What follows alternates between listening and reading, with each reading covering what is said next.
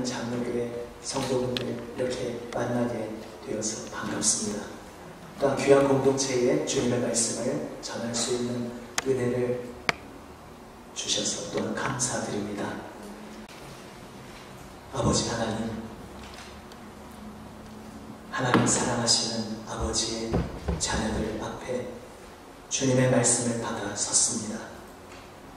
오늘 이 시간 성령님, 이 자리로 부르신 하나님의 아들, 딸, 사랑하는 이들 한 사람 한 사람 마음을 어루만져 주시고 영적인 귀한 마음을 열어주시어 주님의 생명 말씀 듣고 깨닫게 하여 주시옵소서. 말씀 속에서 나를 어루만져 주시고 끌어안아 주시는 주님의 사랑을 더욱 깊이 체험하게 하여 주시옵소서. 세우신 종 성령님 붙들어 주시고 하나님의 말씀을 담대히 순전하게 전하게 하여 주시옵소서. 살아계신 우리 구주 예수 그리스도의 이름으로 기도드립니다. 아멘. 할렐루야. 아멘. 오늘 이 누가복음 15장 이야기는 잘 아시는 이야기입니다. 본문 앞뒤는 생략했지만 어떠한 이야기인지 알고 계실 것입니다. 아버지에게 두 아들이 있었습니다. 그런데 둘째 아들이 생존에 계신 아버지의 유산을 미리 떼어달라고 요구합니다. 이런 요청은 오늘날에도 쉽게 받아들일 수 있는 이야기가 아니지만 고대 사회에서, 예수님 당시 시대에서 이런 요청은 상상도 할 수 없는 폐륜 행위였습니다. 아버지가 생존에 계시는 동안 아들들은 아버지의 권한 아래 있어야 했습니다. 그런 문화 속에서 자신이 장차 아버지 돌아가시면 받게 될 상속받을 몫을 어차피 주실 것 아닙니까? 이렇게 미리 달라고 요구하는 것은 아버지의 권한에서 벗어나서 내 마음대로 살겠다는 이야기입니다. 아버지를 죽은 자로 간주하고 결별하겠다는 뜻입니다. 과연 유산을 받아서 둘째 아들은 아버지와는 다시는 마주칠 일 없는 머나먼 타국 이방 땅으로 가버립니다. 그리고 그 귀중한 상속 재산을 마음대로 펑펑 써버리고 빈털터리가 되었습니다. 결국 목숨을 부지하기 위해 낯선 이국 땅에서 일꾼으로 살게 되는데 그가 맡은 일은 돼지를 치는 일이었습니다. 아시다시피 유대인들에게 있어서 돼지는 부정한 짐승입니다. 율법에 따라서 먹지 않기에 키울 일도 없는 동물입니다. 그래서 지금 이방 땅에서 돼지를 치는 일을 하게 되었다라는 이 장면은 유대인 입장에서 보면 인생에서 더 이상 떨어질 곳이 없는 가장 밑바닥 나락으로 떨어졌다는 그런 이야기입니다. 그런데 이야기는 여기서 그치지 않습니다. 돼지를 치는 것도 비참한데 얼마나 굶주렸는지 먹을 것이 없어서 그 돼지들에게 주어진 사료를 옆에서 좀 끼워서 얻어 먹으려는 그런 신세가 되었습니다. 그나마도 주는 사람이 없어서 막아서 그나마도 먹지 못합니다. 이런 비참한 나락에서 그 아들은 아버지를 다시 기억합니다. 그는 일어나서 욕망과 죄의 사슬에 묶여있던 자리를 박차고 아버지께로 돌아갑니다. 염치 없는 일인 줄 알면서도 그곳만이 유일한 희망의 자리였기에 그는 돌아갑니다. 이제 다시 아들로서 받아들여진다는 것은 상상도 할 수 없는 일이었기에 그저 품꾼의 하나만으로도 받아들여 주신다면 좋겠다. 그런 소원을 가지고 그는 일어나 아버지께로 그런데 이어서 나오는 아버지의 모습은 그 예수님의 이야기를 듣고 있던 청중들, 유대인들로서는 상상치도 못했던 파격적인 모습으로 나옵니다. 20절 말씀입니다. 아직도 거리가 먼데 아버지가 그를 보고 측은히 여겨 달려가 목을 안고 입을 맞추니 아멘. 아직도 거리가 먼데 아들이 아직 집에 도착하려면 멀었습니다. 저 동네 마을 어귀 입구에 나타났는데 아버지가 아들을 먼저 발견합니다. 아들을 알아봅니다.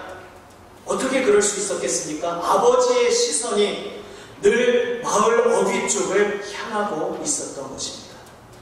아들은 아버지 가슴에 대못을 치고 떠나버렸지만 아버지의 가슴은 늘 아들을 향해 있었습니다. 어떻게 지내고 있는지, 건강한지, 제대로 먹고는 다니는지, 아니 살아있기는 한지, 도무지 알 수 없는 그 아들을 혹시나 오늘 돌아올까, 이제나 저제나 기다리면서 신라 같은 기대를 갖고 목을 빼고 아버지는 늘 마을 어귀 쪽을 바라보고 있었습니다. 그리고 마침내 아들을 발견했습니다. 그 순간 아버지의 심정이 어떠했다고 예수님께서 이야기로 들려주십니까? 측은히 여겼다 말씀하십니다. 여기서 측은히 여겼다라는 이 단어의 헬라어 원어는 창자, 애장에서 유래한 말입니다. 측은히 여겼다는 말은 창자가 끊어지는 듯한 그러한 마음으로 애틋하게 불쌍히 여기고 마음이 동하였다는 것입니다. 우리말에도 애간장이 녹는다, 애끓는다 이런 표현이 있지 않습니까? 아들을 본 순간 주체할 수 없는 연민이 아버지의 온 마음을 사로잡습니다. 그리고 도무지 아들이 내 앞으로 오는 것도 기다릴 수 없어서 일어나서 아버지는 아들을 향해 달려가기 시작합니다. 이 장면 또한 예수님의 이야기를 듣던 당시 사람들로서 너무나 충격적인 장면이었습니다. 달려갔다. 그 시대 문화에서 상상도 할 수 없는 장면이었습니다. 어른이, 특히나 사회적 지위가 있는 사람이 달려간다는 것은 그 당시 고대 사회에서는 있을 수 없는 수치스럽기까지 한 그러한 일이었습니다. 오늘날로, 그래서 오늘날 문화로 빗대어 표현하면 이를테면 집안에 속옷 차림으로 있다가 저 창문 너머 아들을 발견하고 옷 차려입을 그런 정신도 없이 속옷 차림으로 바깥으로 나와 달려간다. 어떤 이런 느낌으로 고대인들에게 다가오는 장면입니다. 더욱이 대륜을 저지른 아들을 맞이하기 위해 달려가는 그런 아버지라고요. 하지만 예수님은 아들을 애타게 기다리던 이 아버지에게 그런 것은 전혀 문제가 되지 않는다 말씀하십니다. 죽은 줄로만 알았던 아들이 살아 돌아왔는데 지금 다른 무엇이 보이겠느냐, 이렇게 말씀하고 계시는 것입니다. 아들을 향해 달려온 아버지는 아들의 목을 안습니다. 깊이 포옹했다는 것입니다. 입을 맞춥니다. 그리고 아들은 이제 준비한 대사를 하려고 합니다. 아버지, 제가 하늘과 아버지께 죄를 지었으니 품꾼으로라도 제발 써주십시오. 이 말을 하려고 하는데 뒤에 말 품꾼 이야기를 할 겨를도 없이, 그 말을 꺼낼 틈도 없이 아버지는 종들에게 명합니다. 제일 좋은 옷을 가져와 입혀라. 손에 가락지를 끼워라. 발에 신을 신겨라. 그저 용서만 간신히 해준 것이 아니었습니다. 손에 가락지를 끼웠다는 것은 아들로서의 권한을 다시 회복시켜 주셨다는 것입니다. 또한 잘못을 뉘우치도록 뭔가 징벌을 내린 후에 받아주시지도 않았습니다. 너 이렇게 속을 썩이고 나쁜 짓을 했으니 저 유예기간으로 저기서 어디 좀 기합 좀 받다가 와라, 어디서 좀 벌 좀 받다가 와라, 이렇게 이야기하지 않았습니다. 그저 포옹하며 반겼습니다. 돌아오는 것만으로도 아버지는 기쁨이 가득했습니다. 그리고 큰 잔치를 벌입니다. 부끄럽게 고개를 들 수 없이 돌아온 아들을 마치 무슨 장원급제라도 하고 금의환영한 그러한 아들처럼 영광스럽게 아버지는 맞아주십니다. 그리고 온 동네도 잃어버렸다가 다시 찾은 아들로 인해 떠들썩하며 즐거워합니다. 예수님께서 이 말씀을 하시면 바로 우리 하나님께서 이러한 마음으로 우리를 기다리신다. 이러한 마음으로 우리 한 사람 한 사람을 향하고 계신다. 이것을 말씀해 주신 것입니다. 그런데 오늘 본문 말씀 뒤에 부분을 읽지 않았지만 이 감격 넘치는 사랑의 자리, 온 동네가 기뻐하는 그 자리에 동참하기를 거부한 딱 한 사람이 있었습니다. 잘 아시다시피 그 돌아온 아들의 형인 첫째 아들이었습니다. 동생은 아버지를 버리고 저 멀리 도망가 버렸지만 아버지 곁에 남아서 꾸준히 일해온 아들이었습니다. 아버지 곁에 늘 있었기에 오랜 세월 동안 동생으로 인한 그 사랑하는 작은 아들 때문에 염려하고 근심하는 아버지의 깊은 시름을 큰아들은 곁에서 지켜보았을 것입니다. 그랬음에도 불구하고 그런 그가 돌아온 동생 때문에 덩실덩실 춤을 추는 아버지와 함께 기뻐하지는 못할 망정 아버지를 못마땅해 하고 있습니다. 사실은 예수님께서 이 비유 이야기를 통해 하나님이 바로 이러한 아버지시다 라는 것을 앞에서 강하게 부각시키신 것만큼 여기에 대조해서 반대되는 이 큰형의 모습을 또한 보여주고 계신 것입니다. 여기서 오늘 이 비유 이야기를 들려주신 당시 상황, 배경을 볼 필요가 있습니다. 왜 예수님께서 이 비유 이야기를 꺼내셨는가? 오늘 본문 15장 제일 처음 1절부터 앞부분을 보시면 이렇게 되어 있습니다. 모든 세리와 죄인들이 말씀을 들으러 가까이 나아오니 바리새인과 서기관들이 수군거려 이르되 이 사람이 예수님이 죄인을 영접하고 음식을 같이 먹는다 하더라. 아멘. 오늘 본문 이야기는 바로 이런 배경에서 펼쳐진 이야기입니다. 세리와 죄인들이 하나님 말씀을 들으러 예수님께 나왔습니다. 그들이 어떤 사람들입니까? 말 그대로 죄인들입니다. 세리는 아시다시피 이방 제국인 로마를 위해 세금을 걷는 자들이었습니다. 유대인들로부터 정말 파렴치 않은 어떻게 하나님 믿는 백성으로서 그렇게 살아갈 수 있느냐 지탄을 받고 손가락질 받던 사람입니다. 그리고 그 외에 죄인들이라고 통칭으로 부르고 있습니다. 율법을 제대로 지키지 못하여 하나님의 심판 아래 있는 자들이라고, 하나님 천국 문턱 근처에도 갈 수 없는 사람들이라고 경건한 사람들로부터 손가락질 받던 사람들이 바로 소위 죄인들이었습니다. 그런데 예수님이라는 분이 나타나셔서 그 죄인들, 세리들까지 차별 없이 다 부르시고 그들을 반겨 맞아주시고 함께 식사를 나누시는 겁니다. 당시 문화에서 함께 식사한다는 것은 너와 내가 친구다. 우리는 정말 깊이 우정을 나누는 사이다. 한 몸이다. 이러한 의미입니다. 예수님께서 죄인들의 친구가 되시어 그들과 함께 웃음을 나누시고 눈물을 나누셨습니다. 당시 사회에서 자기 자리 어디에도 내 있을 곳을 찾지 못하던 소외받던 사람들이 예수님을 만나고 내가 있을 자리를 찾았습니다. 철든 이후로는 한 번도 활짝 웃어볼 수 없었던 웃는 표정이 무엇인지도 잊어버렸던 사람들이 예수님 덕분에 다시 웃을 수 있게 되었습니다. 너무나 삶이 고통스러워서 죽지 못하니까 힘겹게 견뎌내던 그러한 인생들에게 예수님은 산다는 것이 무엇인지 그 사는 맛을, 즐거움을 다시 찾아주셨습니다. 내가 왜 사는지 내 인생의 의미를 알 수 없어서 나 자신을 무가치하게 여기던 사람들에게 예수님께서는 그저 말뿐만 아니라 온 몸과 그분의 행동으로, 삶으로 그들에게 이렇게 말씀해 주셨습니다. 하나님께 당신은 소중한 사람입니다. 하나님은 당신을 두 팔 벌려 환영하여 맞아주시는 그런 하나님이십니다. 그런데 이 예수님과 함께 벌어지는 상황을 못마땅해 하던 것들이 바로 사람들이 바리새인과 서기관들이었습니다. 역시 아시다시피 바리새인은 하나님 말씀을 생활 속에서 철저히 적용하고 실천하는 일에 더 특별히 헌신하여 모임을 결성한 그러한 사람들이었습니다. 서기관은 직업인데 하나님의 말씀을 연구하고 해석하고 성경의 사본들을 필사로 남기면서 백성들에게 하나님의 말씀을 가르치는 율법학자들이었습니다. 당시의 성경의 최고 전문가들이었습니다.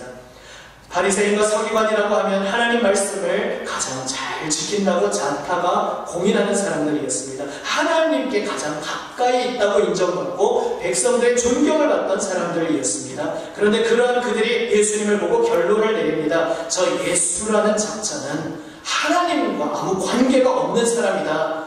그가 정말로 하나님이 보내신 사람이라면 절대 이런 식으로 죄인들과 어울려서는 안 된다.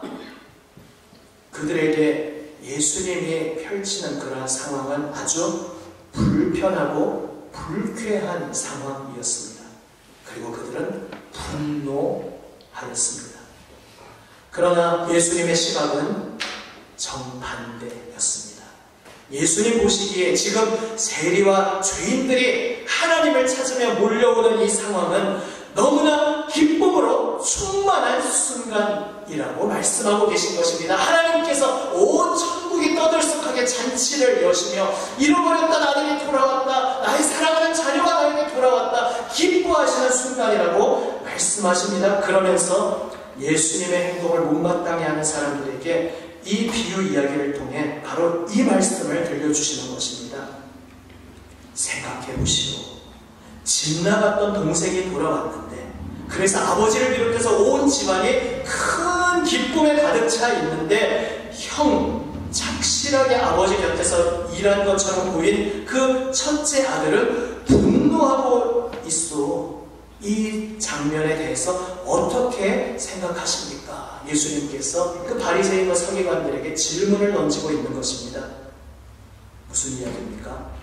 바리새인과 서기관들이 큰 형처럼 하나님 곁에서 착실하게 잘 일했다고 인정해 주시는 것입니까?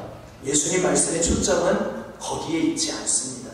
초점은 큰 형이 정상적인 사고방식의 사람이라면 당연히 동생이 무사히 살아 돌아온 것을 기뻐했어야 한다는 말씀입니다. 결국 큰 형은 또 한 명의 집 나간 아들이었습니다. 몸만 아버지 곁에 있었지 그의 마음은 멀리 떠나 있었습니다. 만약 아버지 곁에 있는 그 자체가 기쁨이고 자랑이고 그 자체가 나의 상급이다 이렇게 생각하고 있었다면 그가 동생을 반겨 맞아주시는 아버지의 모습에 분노할 이유가 없습니다.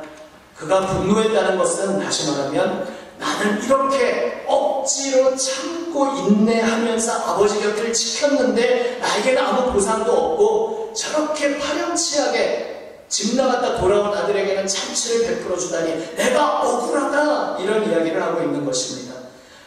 그에게 있어서 큰형에게 있어서 아버지 곁에 있는 자체가 기쁨이 아니었던 것입니다. 아버지의 품이 천국이 아니었던 것입니다. 아버지와 함께하는 시간이 즐거운 시간이 아니었습니다. 그저 참고 이를 악물고 견디는 시간이었고 결국 동생 사건이 도화선이 되어서 그의 속내가 드러났던 것입니다. 예수님은 이 말씀을 바리새인과 서기관들에게 들려주시면서 그들 자신을 돌아보게 하십니다. 지금 너희는 왜 화를 내고 있는 것이냐? 왜 분노하고 있느냐? 속에 무엇이 가득하길래 아버지께서 기뻐하시는 이 최상의 기쁨에 동참하지 못하고 못마땅해 하고 있는 것이냐? 너희 속에 아버지를 향한 사랑이 있는 것이냐? 아니면 하나님을 모르는 어둠의 세상적인 것들만 가득 차 있는 것이냐? 잃어버린 아들을 되찾은 하나님의 기쁨의 자리에서 그 기쁨을 보지 못하고 눈이 멀어 부글부글 분노로 끓고 있는 너는 도대체 누구냐? 너는 어디에 서 있느냐? 이렇게 예수님께서 질문하고 계신 것입니다. 여기서 한번 상상해 봅니다. 예수님 비유에 등장인물을 하나 더 보탠다면 어떻겠습니까? 만약 아들이 둘이 아니라 셋이었다고, 셋째 아들 막내가 더 있었다고 한번 가정해 봅니다. 그리고 그 막내도 역시 가출했었다가 지금 둘째 형보다 조금 일찍 얼마 전에 돌아온 상황이었다고 생각해 보십시오. 그랬다면 그 막내는 돌아온 둘째 형에 대해서 어떻게 반응을 했을 것이라 생각하십니까? 당연히 아버지와 함께 덩실덩실 춤을 추며 기뻐했을 것입니다. 왜 그렇습니까? 바로 얼마 전에 자기 자신도 아무 공로 자격 없고 염치 없는 자기 자신도 무조건 끌어안아 주시는 아버지의 용서와 사랑, 은혜를 경험했기 때문입니다. 무슨 이야기입니까? 돌아온 동생을 삐딱하게 본 큰 형과 돌아온 둘째 형을 진심으로 환영한 막내의 차이는 무엇입니까? 한번 탈선해 봐야 인생을 제대로 배운다 이런 이야기겠습니까? 아닙니다. 사실 우리는 이미 태어날 때 탈선한 상태로 태어났습니다. 하나님의 영광에 이를 수 없는 죄인으로 태어났습니다. 큰 형과 막내의 차이는 큰 형은 자신을 타고난 의인으로 생각한 반면 막내는 자신을 용서받아 의인이 된 죄인으로 생각했다는 것입니다. 자신을 타고난 의인이라 생각하는 사람은 자기 자신의 기준이 절대적 기준이라 여깁니다. 그리고 그 기준에 못 미치는 인간들을 견디지 못합니다. 하지만 자기 자신에 대해 용서받은 자, 용서받아 의인으로 받아들여진 죄인이었던 자라고 생각하는 사람은 그 어떤 사람을 보더라도 분노하는 것이 아니라 하나님의 용서와 은혜가 필요한 사람으로 보기 시작하게 됩니다.